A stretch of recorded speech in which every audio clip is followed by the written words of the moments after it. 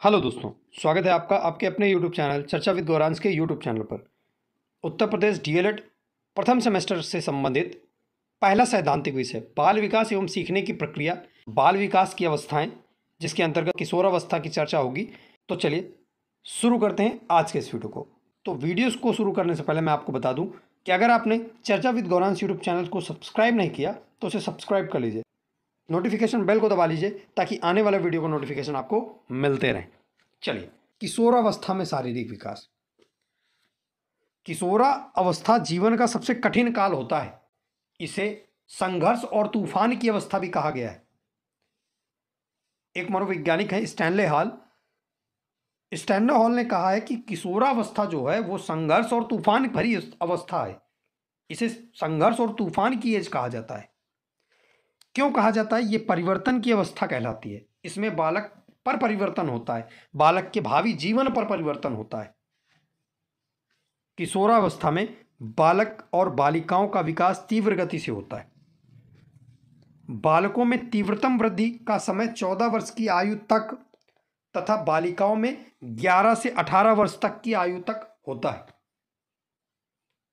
अब इसके आकार और भार में शारीरिक विकास किस प्रकार से होता है उसको समझ लेते हैं।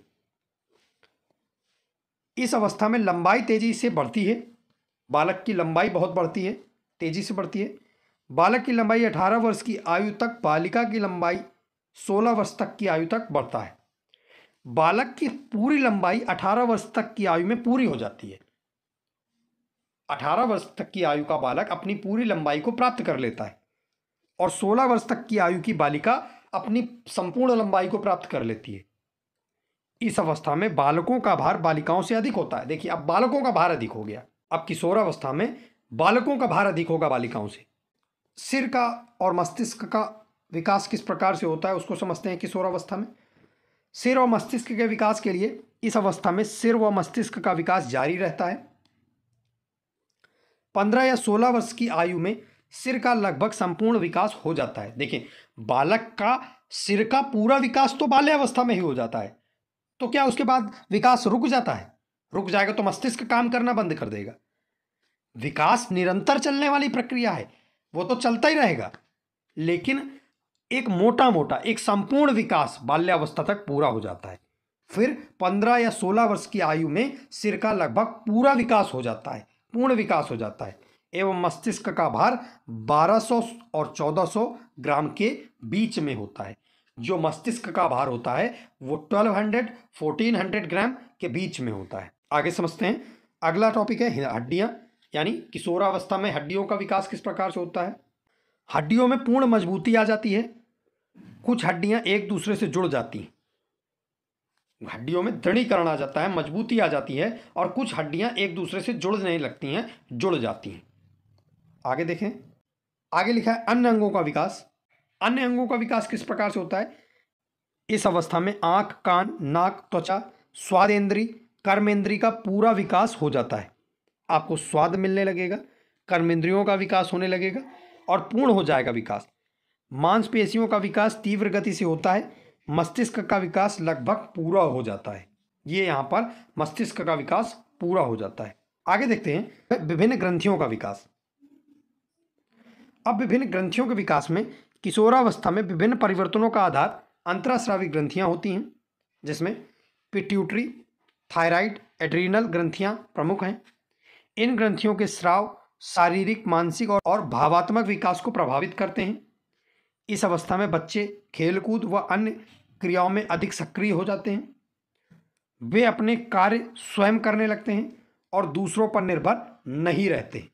आगे देखते हैं। आगे लिखा है किशोर किशोरियों को शिक्षा देते समय उनकी शारीरिक अभिवृद्धि और परिवर्तनों को ध्यान रखने चाहिए। किशोरावस्था जीवन का वह समय है जब हड्डियां बड़ी शीघ्रता से बढ़ती हैं व विकसित होती हैं। अतः उनके स्वास्थ्य का विशेष ध्यान रखना चाहिए तथा उनके अनुकूल उचित शारीरिक शिक्षा की व्यवस्था करनी चाहिए। आगे समझते हैं किशोरावस्था में मानसिक विकास, कि किशोरावस्था में मस्तिष्क का विकास किस प्रकार से होता है। पहला पॉइंट है, किशोरावस्था में मानसिक विकास अपनी उच्चतम सीमाओं को छू लेता है। मतलब उसके मस्तिष्क का पूर्ण विकास होने की कगार पर होता है और वो अपनी मानसिक विकास की सबसे उच्चतम सीमा पर होता है। किशोर किशोरी की स्मरण शक्ति में स्थायित्व आने लगता है। मतलब बालिका और बालिकाओं में, किशोर और किशोरियों में उनकी स्मरण शक्ति में स्थायित्व आने लगता है। मतलब उनको चीज़ें याद रहने लगती हैं। उनकी कल्पना, चिंतन, तर्क, विश्लेषण, संश्लेषण, अमूर्त चिंतन। मतलब अमूर्त चिंतन का मतलब है कि कोई चीज़ अगर नहीं भी दिखाई दे रही तो उसके बारे में भी चिंतन कर लेना। समस्या समाधान जैसी उच्च मानसिक शक्तियों का पूर्ण विकास हो जाता है। अब बच्चा कल्पना के माध्यम से सीखेगा, कल्पना कर लेगा, चिंतन कर सकता है, आपको किसी प्रश्न पर तर्क कर सकता है, किसी चीज़ का विश्लेषण कर सकता है, किसी चीज़ का संश्लेषण कर सकता है। कोई चीज़ अगर नहीं दिखाई दे रही तो उसके बारे में भी सोच सकता है। कोई उसके सामने समस्या है तो उसका समस्या समाधान खोज सकता है। इन सारी शक्तियों का पूर्ण विकास हो जाता है, लेकिन वह उसका प्रयोग प्रौढ़ों की तरह करने में असमर्थ होता है। प्रौढ़ मतलब इसके आगे की जो अवस्था है, मैंने कहा था आपसे कि मैं अब आगे की अवस्थाएं जो हैं वो आने वाले समय में आपको आगे पढ़ाता चला जाऊंगा। तो अब आपको एक अवस्था और पढ़नी है, प्रौढ़ावस्था। किशोरावस्था के बाद की जो अवस्था आती है वो प्रौढ़ावस्था होती है। तो जिस तरह प्रौढ़ अपनी समस्याओं को अमूर्त चिंतन करने में, विश्लेषण करने में सक्षम होते हैं, समर्थ होते हैं, उस प्रकार से किशोर नहीं होते, नहीं तो उनकी इन सारी क्षमताओं का पूर्ण विकास हो चुका होता है। आगे देखते हैं अगला पॉइंट क्या है। अगला पॉइंट है, इस अवस्था में कल्पना की बहुलता होती है, कल्पना अधिक होती है। वे कभी कभी दिवा स्वप्न, दिन में देखने वाले स्वप्न, मतलब कि दिन में स्वप्न देखना, इसको बोलते हैं डे ड्रीमिंग। तो वो दिवा स्वप्न देखने लगते हैं। किशोरावस्था में शब्द भंडार अधिक हो जाता है। मतलब बात करने के लिए उनके पास पर्याप्त शब्द हैं, उनको शब्दों की कमी नहीं होगी। चिंतन, तर्क व कल्पना शक्ति के साथ किशोर और किशोरों में वाक पटुता आती है। मतलब बोलने की क्षमता का अधिक विकास हो जाता है। वो किसी बात पर डिबेट कर सकते हैं आपके साथ, वाक पटुता अब उनमें आ जाती है। अगला पॉइंट है, इस अवस्था में किशोर किशोरियों की रुचि में तीव्र विकास होता है। आकर्षक व्यक्तित्व, वेशभूषा, पढ़ाई लिखाई, पौष्टिक भोजन, भावी रोजगार, कंप्यूटर, इंटरनेट, साहित्य व सांस्कृतिक कार्यक्रमों के प्रति किशोर और किशोरियों की विशेष रुचि होती है। अब ये तो भावी जीवन की विशेषताएं हैं, आवश्यकताएं हैं। किशोर इन आवश्यकताओं को अगर नहीं मानेगा, चाहेगा तो किनको चाहेगा? तो इनके प्रति उनकी उसकी रुचियां बढ़ने लगती हैं। पढ़ाई लिखाई के प्रति, पौष्टिक भोजन के प्रति, भावी रोजगार के प्रति, कंप्यूटर के प्रति, इंटरनेट के प्रति, आप समझ सकते होंगे। चलें आगे देखते हैं। अगला पॉइंट है, इस अवस्था में बच्चा बाल्यावस्था से किशोरावस्था की ओर, बाल्यावस्था से किशोरावस्था की ओर अग्रसित होता है।